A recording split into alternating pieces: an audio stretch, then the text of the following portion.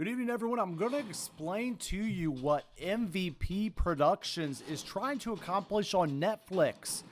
They're doing something unique. They are trying and attempting to steal viewership and fan base from none other than Ultimate Fighting. I want to make this point right now because I think a lot of people don't understand what's kind of happening here with all these live boxing events on Netflix. There was a day and age when boxing was the biggest fight sport in the world. And then enter the UFC, the Ultimate Fighting Championship, and then enter the MMA era and age, which actually took away from boxing. And not even just in fan base. All of a sudden, fans got used to takedowns on the ground and grappling in addition to boxing. Fans got used to, the idea that a full fight occurred, not just on your feet. But then ultimately another impact happened where the people that would train for UFC or they would train for boxing as they grew up as kids watching boxing ultimately became kids that grew up to train in MMA, and it stormed the country and the world. Then we get fast forward, UFC on top of the game, multiple weight classes, many years later, many hundreds of events, and they are now the kings of the pay-per-view fight scene. But wait, there's more. Boxing is still around, and even though it did survive with the likes of a Floyd Mayweather and Manny Pacquiao, a lot of fighters still trying to be developed and noticed in the sport. We did get some cross promotions with guys like Conor McGregor, but enter Netflix and Jake Paul, ultimately MVP Productions. We get a series of pay-per-view events now, We get Mike Tyson's return, taking on Jake Paul in the first one. You can see that video here where I talked about key points on that. But then we follow up with the match that stole the card, Katie Taylor versus Amanda Serrano on that PLE PPV. We get Katie Taylor and Serrano that actually got people talking and then got people to research their very first match at Madison Square Garden. And here we are for the trilogy in round 3 of Katie Taylor, Amanda Serrano, back where it started at Madison Square Garden. Katie Taylor winning twice by, decision in the first 2 bouts. The very first one was a knockdown, drag-out bout. The second one was a very controversial decision. And Serrano getting her final chance here at Netflix's event. What boxing is doing, too, is they are giving the event free to subscribers on Netflix and pulling fan bases. People are inviting their families over to watch boxing again. People are talking about boxing just like we are here on this channel. And this was the first ever all championships on the line and also an all women card, an event in boxing, which does, make history. So Netflix capitalizing on this, and the world was watching on Friday night as Taylor Serrano 3 happened, but there was a few hidden gems in there as well. I do want to talk about the ups and downs of that on July 11, 2024, Madison Square Garden. Commentators on the evening was Sinisha Estrada, Layla Ali, the great Muhammad Ali's daughter, and Andre Ward. But let's get into some of the matchups and my overall thoughts. I'm your host, Bryan, the Hype. Ballard back at it again, and we are talking women's boxing and recognizing how far this industry has come. We had our prelims on YouTube, and then ultimately we had Netflix hosting the main event. We got Ellie Scotney versus Yamileth Mercado.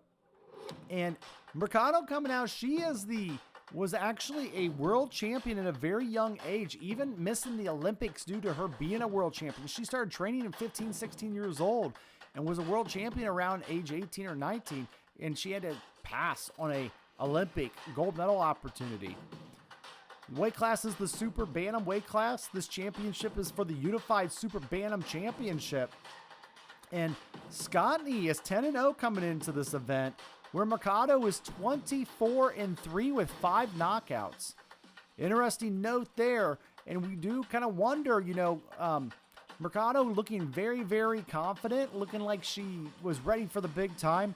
But Scotney coming in this matchup certainly, showed her expertise and taking a very wide stance, nailing a lot of crosses to the body and to the head. and ultimately wearing down Mercado throughout the 10 rounds. We do get, an overall back and forth matchup. Mercado kind of working the straight jabs, but Scottney really did show why she did come out the victor in this one. The referees scoring after 10 rounds and naming Scottney the very clear winner in this one. I felt like there was some back and forth, and I felt like good fighters. Both of these fighters definitely stood out. When I look at this was a good, match to start the card outside of the prelims. The prelims had a couple fun matches and fighters to watch, and some that, looked like they were kind of a traditional bar fighters that were just kind of out there brawling. But the main event, definitely did keep it as a main event. But I will say, I was impressed with Ellie Scottney getting the win here, but I did like Mercado a lot too, and I feel like, the girl's career is just getting started. I liked both of these ladies and what they put on, and they put on very different styles of boxing and, definitely different styles of expertise that was showcased here. But Scottney really just wearing down and landing more shots and winning the referee's favor in this matchup, where Mercado never really, looked like she was able to implement her game plan that she wanted to. But it was overall kind of a fun, quick matchup to get started in here. And I definitely, would advise, checking it out. Up next, we had the next matchup, which was Savannah Marshall versus Shadeja Green for the Unified Super Middleweight Championship. Savannah Marshall coming in 13 wins, 1 loss, and 10 knockouts. Shadeja Green, 15 wins, 1 loss, and 11 knockouts. Something to understand, too, about records, for you guys that are getting into the sport. Records sometimes can be a little misleading. Sometimes they're spot on, but one thing a record will tell you is it doesn't tell you exactly the type of opponents that person has fought. So you could build up a record, but not necessarily have the top quality of opponents here. And I would have to do some digging into seeing some more of that if you really wanted to get, analytical of it. But ultimately, Shadeja Green, the scores in Marshall, they go back and forth. And the referee really getting involved on Shadeja Green on this one for clinching. Something I noticed throughout the night. A little critical of MVP Promotions last time that there were no knockouts in the Tyson Paul card. And so I believe that the referees are quickly breaking up a lot of the clinching and hugging that goes on in these boxing matches to keep the fights moving and to encourage a knockout. There was also a $250,000 bonus to the fighter of the night, that was also encouraged to help with the knockouts and the fast pacing of these matches. This matchup, Shadeja Green did get a lot of warnings for the referees for that clinching, and he got multiple warnings, and then even warned her, and to a point, very, very sternly, and then brought her into the middle ring and took a point from, with the referees from Green, which I actually thought put her at a severe disadvantage. But it did go to a judge's scorecard, something that Savannah Marshall may not have agreed with, not taking anything away from Shadeja Green. But Shadeja Green did get the judge's favor in this matchup, getting the win, winning 96-93 from Judge Martha Tremblay, and then ultimately Green did get Tom Schreck 95-94, which gave her the victory. It was a split decision because Savannah Marshall did get one of the referees' 96-93 score. But I do look at this, and I do say that, Shadeja Green, you could tell she's worked very hard for this moment. I think she was a little discouraged during the match of getting a point taken away and really having the referee kind of getting on her very quickly about a lot of things. But the judges didn't feel the same. They felt she landed more shots and kept more of, the favor in the matchup, getting her the win. And I thought it was an interesting, note of a different kind of fighter, and kind of proves a point that even though you do get a referee's point taken away, you still can possibly win these matchups. And that's exactly what happened here. Next up, we've got Alicia, the Baumgardner out of Fremont, Ohio. Go Team Bro, Ohio versus Jennifer Miranda out of Spain for the Undisputed Super Featherweight Championship. To me, this was probably my match of the night. I thoroughly enjoyed this. Baumgardner coming in with a 15-1 record with 7 knockouts. Jennifer Miranda starting her career very late in life than most fighters, in her 30s. Jennifer Miranda, 12-0 and 1 KO, and they fought at the 130-pound mark tonight. Elisa Baumgartner definitely kept the pacing here.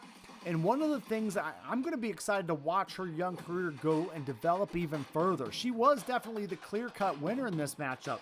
But what impressed me the most with the Baumgartner was the fact that she was able to respond to her coaching so well in the matchups. One thing MVP Promotions does really well is they give us, a full access to the coaching that's going on. And then we get to see that implemented in the matchup itself. One note I noticed Baumgartner, her coach did implement, to start circling right while working combos low and high. And I noticed she was very good at implementing exactly what her coach told her in the corner, which I do believe was the biggest difference in this matchup and allowing her to become the undisputed super featherweight championship. But Alicia Baumgartner definitely, to me was the fighter of the night. And I do believe that, she showcased a lot of her skills, a lot of her ability to adapt to coaching. The score on this one was 98-92 for one of the judges, 98-92 for the second judge, and 97-93 again for the third judge, making it very unanimous that Baumgartner was the winner here. Miranda did hang in there, but ultimately it was Baumgartner's coaching team that I believe got her this win and made it an exciting matchup for me. So I would definitely check out this matchup and the next one, which was the main event. And the main event was our Katie Taylor, Amanda Serrano Part 3, or Round 3 as I like to call it, the trilogy that was ending tonight. Super lightweight championship on the line. Katie Taylor, 24 wins, 1 loss, 6 knockouts. Amanda Serrano, 47 wins, 3 losses, and 31 knockouts in her career. Note of Amanda Serrano, she's won championships at 7 different weight classes, which to me is just beyond impressive, having to add and cut weight and also being able to perform and win a championship. I thought it was popular many years ago when you see UFC fighters able to do that, but seeing Serrano do 7 different classes was super impressive to me. This matchup was different. The first matchup was a slobber knocker, knockdown, drag-out bout. The second matchup was a lot of little referee interference and some headbutting by Katie Taylor. Serrano was ready for that tonight, and you had to kind of feel that Katie Taylor was looking to prove as the undisputed definitive champion and put Serrano away for good. And you also look at Serrano as looking like her last chance to really capture the championship that has eluded her. This matchup was definitely made, and it was a very conservative matchup where girls were definitely being a little careful. Serrano was definitely, trying to get in and get out of the clinching headbutt situation. But to that point, Katie Taylor did not attempt any headbutts whatsoever. No one in the world was watching. I do believe that, girls, they kept a good, clean fight. They definitely, worked back and forth. I thought it was a pretty, close exchange overall. I do believe that, much like what these girls did before, they implemented a different strategy this time, but they did prolong some exchanges back and forth. I thought, Taylor was the sharper, more consistent in managing the distance overall, but Serrano definitely was trying to use her speed, but her coaches were telling her to use her speed to her advantage, and I don't think she ever really committed to that overall. But the judge had it at even at 95-95, but was overruled by the other judges who matched it at 97-93 for Taylor, giving Taylor the win and the definitive win. When asked in a post-interview, Katie Taylor, if she'd fight Amanda Serrano a 4th time, she said, "No, not again." She goes, "She hits way too hard." And she kind of made light of the situation, which I thought was very complimentary. But, I'll get into the final thoughts. Does this need a 4th matchup? I thought it was a good paced matchup. I enjoyed them closing out the trilogy, but does it need a 4th matchup? Let's get into that. And, I do want to say, guys, thank you for everything you do. If you guys like wrestling, MMA, boxing, this is your place. Hit that like button and help the world out. But we're going to get into our final thoughts. Did it deliver? Does it need a 4th match? And my answer to that question is, yes, it did close out the chapter in this trilogy, and it does not need a 4th match. I don't need another opportunity between these ladies, and I think it's been a fun trilogy to watch. The first matchup being very much a just duke it out, fest. That I'm surprised nobody got knocked out in that one. Second matchup being a little controversial, with even the coaches being mad at each other and kind of slinging some shade each other's way. But then I do see, this third matchup being very more strategic and trying to be more winning the judges' favor. And, when you leave it in the hands of the judges, you never know the result that you can control or get. That's why it's always best sometimes to go for the knockout or end the match as soon as you can.